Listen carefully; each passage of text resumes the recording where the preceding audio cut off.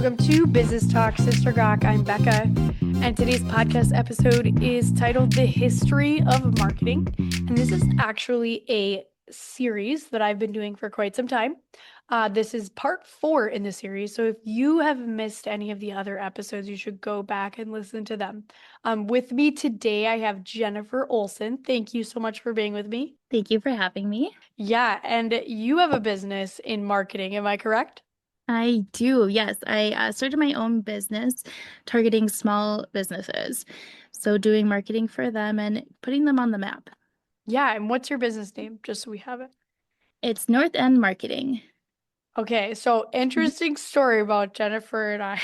We scheduled this a few weeks ago, and I'm so thankful that she's going to do most of the talking and I get to ask the questions because I have been sick. And so I'm like, man, I'm amazed I even have a voice today. So tell me a little bit about like as you've been kind of following along with our marketing series and everything, what you have seen so far in the history that I've kind of put together of like, oh yeah, I remember this, and like this is what I saw from my experiences. So with my background, it's more on the graphic design side of things. Mm-hmm. And I've been doing graphic design since 2009. So I feel like I kind of started at the beginning, but like not as far back as like paper and pen, but more Mm-hmm. so on the digital side of things. Mm-hmm. And back then it was like, if you wanted to change something in the background of the graphic, then you had to use a clone stamp and stamp different areas and make a whole new graphic doing it that way. And then you fast forward to today and it's like, whoa, like AI is now importing things for you just by a keyword.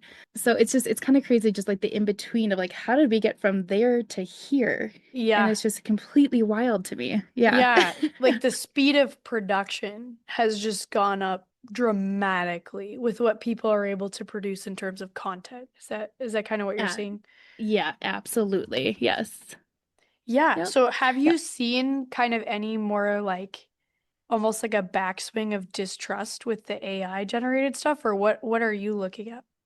Yeah. So I have been taking a bunch of online classes and courses, just kind of, keeping up with the whole AI like front and everything. And what I've noticed is a lot of people do have distrust in AI and trusting what they're seeing online, if it's real or if it's fake, because you don't know anymore. And it's kind of gotten a backlash, but at the same time, it's going to always be there. So in my mind, I do feel that AI is kind of falling into the wrong hands, which is making people distrust it more. And it's it's kind of scary in a way, but at the same time, it's such a great tool for marketers, graphic designers in certain ways. But in a lot of ways, it's scary because you don't know if you're watching a video of a cat that's like jumping into a puddle, if it's real or if it's fake, stuff like that. Yeah, well, and that was actually so this is something I remember a long time ago. When I was working doing a live video cast with Google, and I distinctly remember like we were presenting to a bunch of small business owners, and the Google team is on the presentation talking, and they were talking about how much data they have, and they said, "We no longer think about consumer behavior. We know." And Yep. that was the point when I was like, I need to think about getting out of this field. Yes. It is And it is so scary.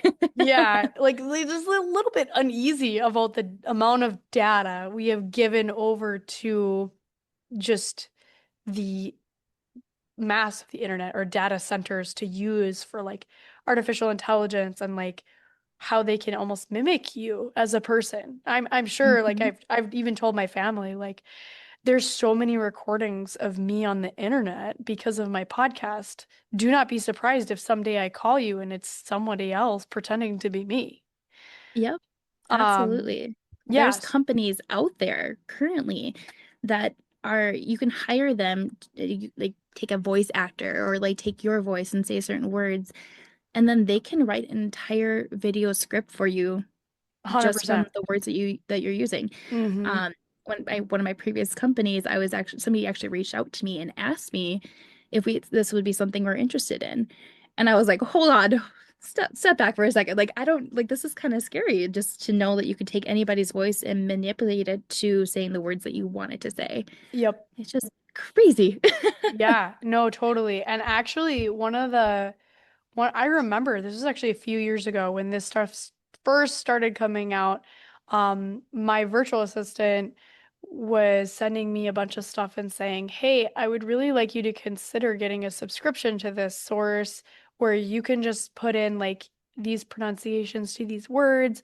We'll type all the content, and then we can start mass generating YouTube videos for you that match the content strategy or the branding of your podcast, Business Talk Sister Talk." Mhm. And at that time, I was like, first of all, I would need to like review every single thing you guys produce for me to even feel comfortable with that because I'm a quality person and I want everything that I do to like match my real passion and vision.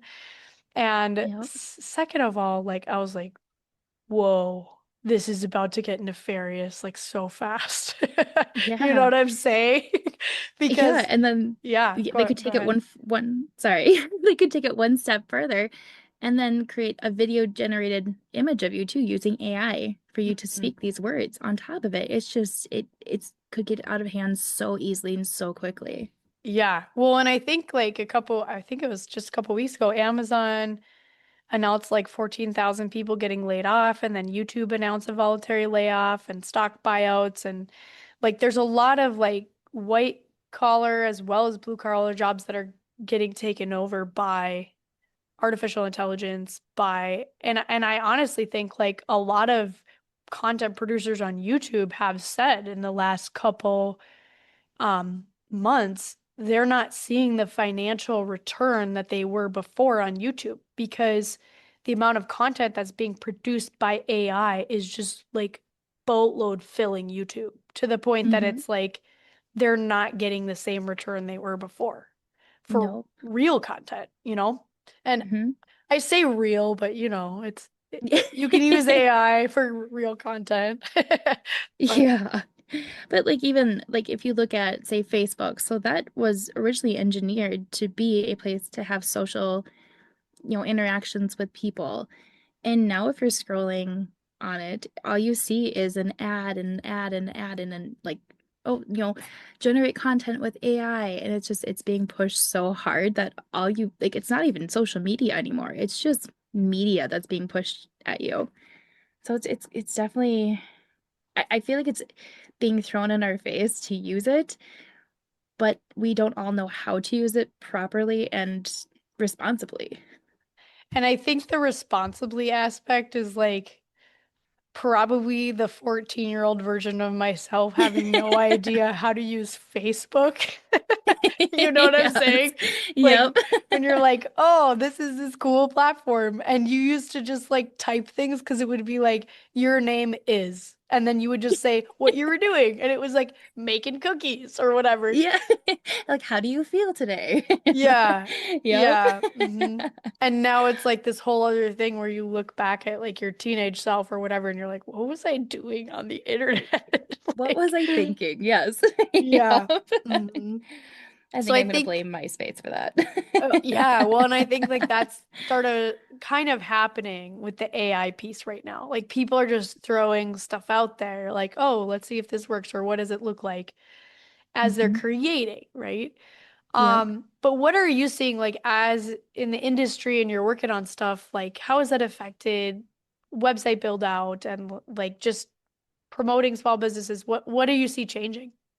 A lot of people are going to try to use AI to build like, their own websites. 100%. I'm seeing ads for that already. Graphic designs, it takes all the creative out of it, and that's the part that I don't think people understand. Um, so for, I guess, an example, um, people will come up with a logo. And this happened to me. Somebody had presented me a logo and saying, well, this is what I want, but can you change like this part and this part to it? And I have to ask them, okay, is this AI generated? And she said, yep, absolutely it is. I'm like, okay, well, there's a lot of rules that come with AI generated content. First, there's a copyright issue. Second of all, what they're producing is an image, not a logo.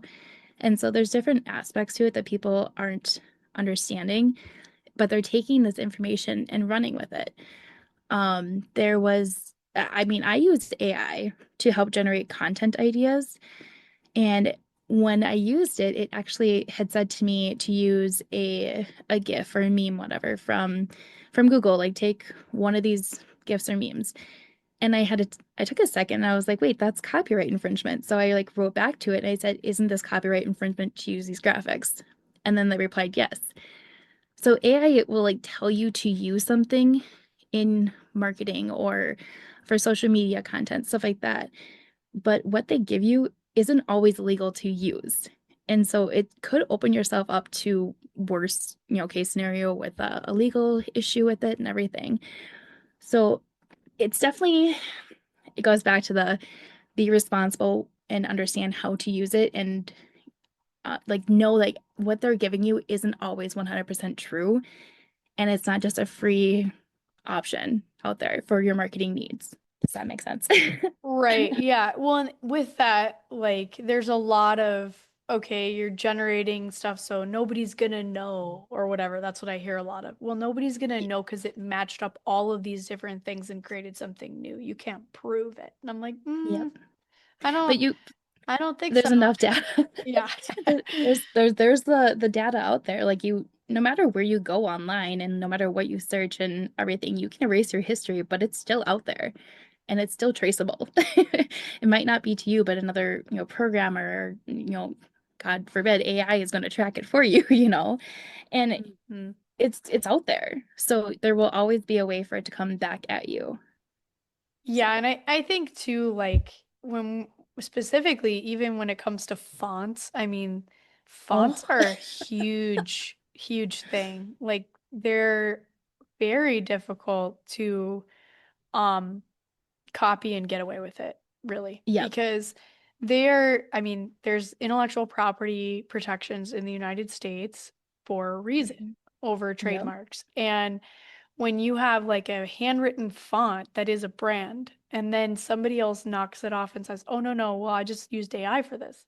Well, the thing is, like if you look at just the way the curves of the letters go and everything, it's copyrighted material. And you could definitely put yourself in a position later that you're going to get held up. I mean, I've seen people that they've had to close their business down over the fact that their logo looked just a little bit too similar to somebody else's and they hadn't copyrighted. They hadn't gone through the process of trademarking their stuff within the specific industry class they were in. Mm-hmm. Um, It can happen so quickly.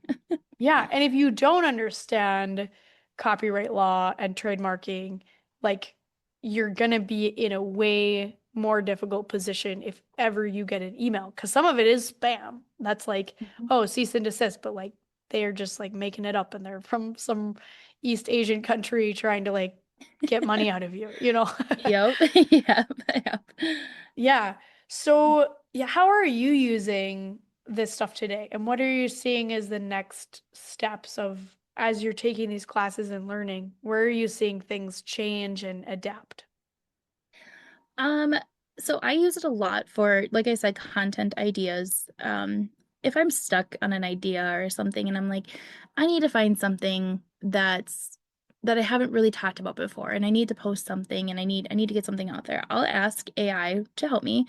Chat GPT, like, okay, what are some great topics this week? And then they can generate that for you. And you're like, okay, like what angle can we go with this? And you ask different questions to it, and it's going to come up with a script for you.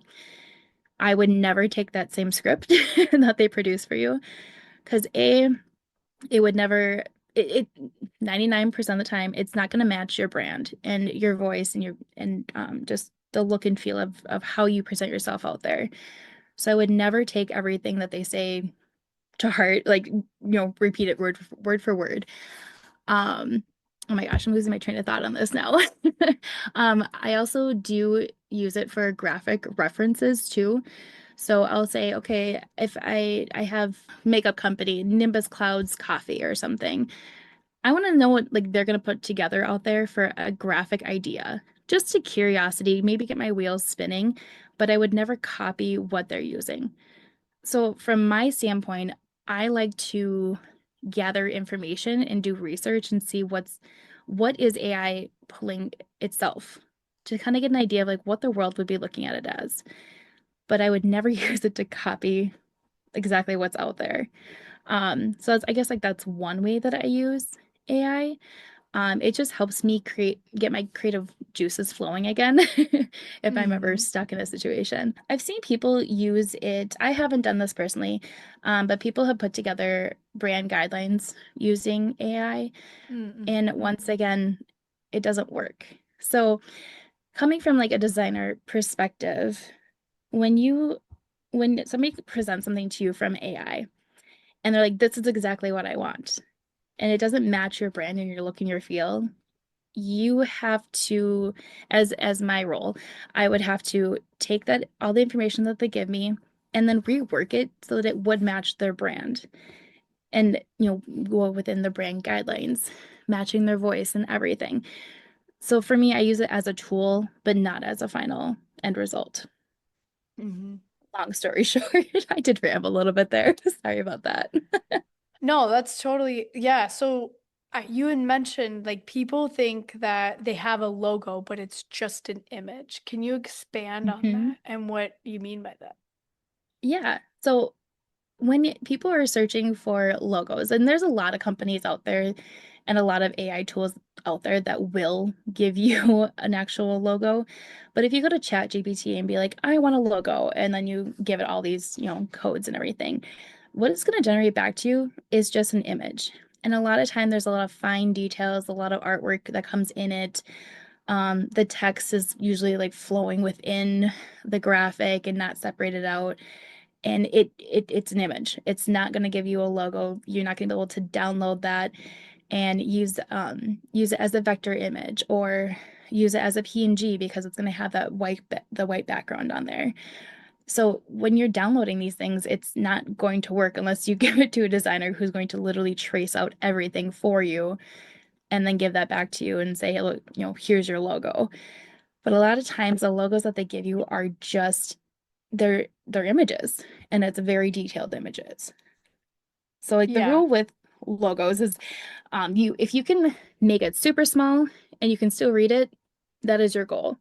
But if you so you're taking the same image and just scaling it down. So you would want your logo to work on print, on apparel, say if you want to get it embroidered, things like that. That's Mm-hmm. how you want to be able to have a good logo that way. And that's some things I guess a lot of people don't understand is that when you go and chat GPT, I need a logo. Well, it's not going to work because A, it's an image. B, it will not scale very well at all.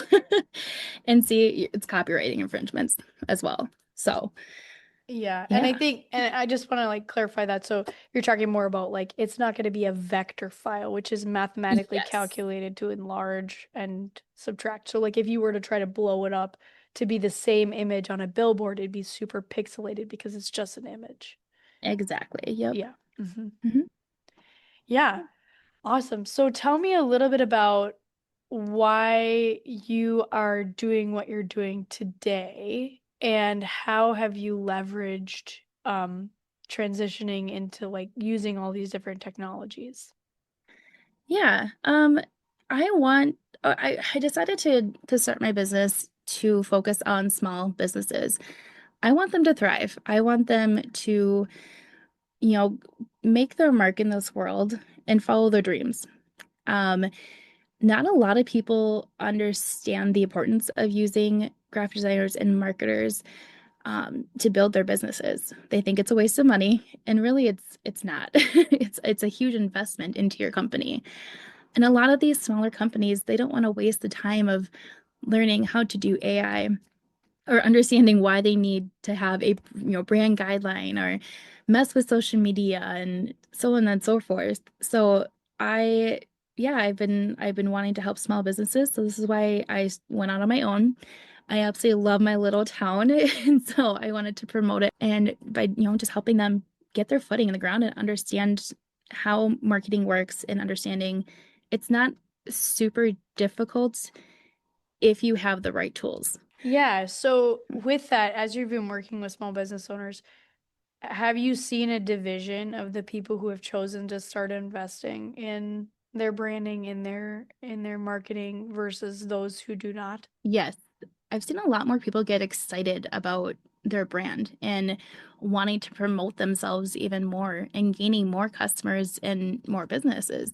I I've seen them themselves become more creative in different angles of how they can do things and branching out, whether it be like reaching out and partnering with another company within the town or doing apparel and like promoting their businesses by giving away apparel and things like that. It's just been really exciting to see the excitement in them that I'm giving them and helping them understand like marketing isn't just about social media and posting that way. It's a much bigger thing, getting your brand out there, being involved in the community, having like wanting people to come in and like them not be nervous about coming into a new business and stuff like that, giving you like a safe personality to come to. It's been really joyful to see how the businesses have evolved since I've helped them. Yeah, so tell me a little bit about that progression of like what was working really well. I know you said you've been kind of in this since like 2009. So what was working well and what has changed? Um, Honestly, I think it's the how, well, for me, it's how I present myself to other people. And knowing that I am there to help them through every step of the way and that they're not alone on this, first of all, that really, really helps. Um, I have seen a lot of businesses definitely like working together on things. So, for example, I've been helping out a boutique recently, and she and the coffee shop next door, they're going to start doing a little bit of a collab together and getting events started and things like that. So it's also like building the relationships between two companies to come together, which is really exciting. And overall, then it would strengthen my community and Yeah. have everyone work together and stuff. So it's been exciting to see those types of No, things yeah. come to life. I would say that that's a really good point. So like especially with the change in the way you can invite people to be collaborators on like your posts on Instagram and Facebook and all these different things, I think there's way more cross promotion opportunity than ever before Hmm. because it was just like, oh, tag us in your post. But now it's like, no, it shows up on both of your stuff when you're both collaborators. And Yep. that definitely has been a bigger change over the last year that I've seen for small business is crucial because you're getting your product or your brand out there in connection with another brand that people already know and love. And Hmm. when you both have an audience and you cross promote, you are building a culture around Hmm. a small area of like, if you love this and you're going to love this, and we're right next to each other. Yep, exactly. Yep. Just Yeah. creating a trustworthy bond. And like you said, like if one person is really like in love with the coffee shop and then they hear the coffee shop is partnering with the boutique, they're more inclined to go to that boutique and shop there as well. It's just creating that special friendship bond and trust within the community and with the businesses. Yeah. Yeah. Okay. So we have talked a lot about quite a few different things. But I want to ask, how can people find you? Yeah. I'm on Facebook, LinkedIn, Instagram. Um, it's under North End Marketing MN for Minnesota. And yeah, I'm on all three platforms. Check me out there, or you can go to my website, which is northendmarketingmn.com, and you can see all of the joyful things I can offer people. Awesome. And I Awesome. also do have apparel on there that I do my own graphic design stuff too for apparel. So I do have apparel for sale on there as well, so you can browse. Right on. As an Yeah. artist. Yeah. Awesome. Yeah. Okay, so let's transition to the gawk portion of this episode. You kind of mentioned this, and I'm kind of like gonna call it out because I want to talk about it. You had said that you were working with another company before you became an entrepreneur, and one of Mhm. the reasons you decided like it wasn't a good fit for you anymore was because you got a new boss that had a very different personality.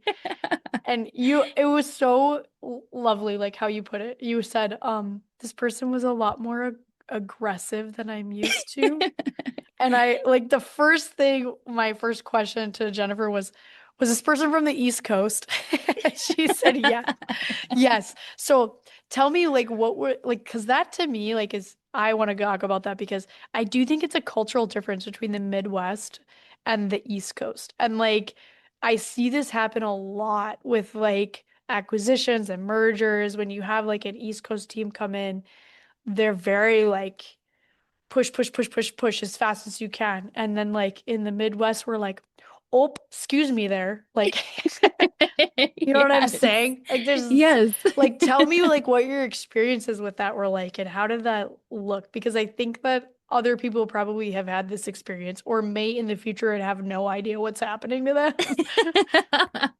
So I will say this. I don't think that East Coast people in general do not mean to come off as strongly as they do. I think it's just how they were naturally raised in the environment that they're No, it's in. totally a cultural thing. Um, It's just a yeah, difference. Like, it's so crazy. Yeah. So instead of saying like, hi, could you please get this done? It was get this done as soon as possible. And like to me, like even like in my tone of voice, it's like, okay, I'm reading that completely differently than how it would be like, oh, can you please get this done? And it's a completely different vibe. And for me in that environment, I was just not comfortable with it. I tried to kill with kindness type thing, and I was trying to still keep my composure, but I was just for me it was just really frustrating. And I think that you have to have a certain mentality to be able to work in, I guess, with people from the East Coast. Like you have to kind of put like your all of your emotions on the back burner and just operate. And I don't know, for me it was really hard to do. I couldn't do it. And I think it's just because I'm like raised in the okay, like be polite, be nice and everything like that. Like that's how I was raised. I mean, that's the whole, well, for me, Central Minnesota it's way. more of a It's sensitive culture. yes, yeah, we're Yeah. nice and we're sweet and we're passive aggressive. And they're just very direct. And it's like, okay, Oh, whoa, I like what love did I that. do? No, Like what I did I love do to you? it. And Yeah. then yeah, then you overthink everything. And then for me, I got in my head so badly with it. And I just had decided, this is taking a toll on me. And so Hmm. I want to work with smaller businesses within the area that I know have kind of the same mannerisms as I do, at least for the most Yeah. part. So that's why I chose to leave the company that I was working for. It was a wonderful company and everything. It wasn't a good fit for me anymore Yeah, no, since they but had made the but changes. but I love that you described like this is how it affected you because I think that sometimes like because I'm a super forward person. Like I don't like to beat around the bush with people, but I also get along really well with East Coast people because I always know where I stand with them, you know? Yes. Whereas like in the Midwest, what's interesting about our culture is like you can do something mean to somebody and they'll never tell you it was mean, but they're gonna remember it for 20 years and they're gonna put every single roadblock in your way to make sure you never get success. Like, and you're like, why is this not happening? And like later you're like, oh, it's because this person doesn't like me. But they never Yep. told me they didn't like me. They just went out of their way to be like difficult and you had Yes. no idea. Like, Yep. No clue. so it's super interesting because like that's a very different cultural thing if you don't understand it, like coming into like a business in the Midwest, like you can come off like super bossy or Right. like Yes. all these different ways. And so it's yeah, I love your perspective though of like emotionally how that was hard because I don't think that people realize both sides of that, you know? hmm Yeah, and like for my situation, I went from having a boss who was sweet as pie and just, well, maybe we should do it this way, or maybe we should do it this way. And like we we vibed together very well. And then when she retired, getting a new boss, I was like, oh boy, this is nothing like I was expecting and nothing I've experienced before. So it was just, Yeah. it's a wild turn, There's a wild difference turn. of like collaborative versus top down kind of like Yes. vibes in that too sometimes. Yeah, super interesting. No, thank you for I, sharing. yeah, yeah, not a problem. Well, if you all have enjoyed this episode, you should give it a review on wherever you're listening, and I will see you next time.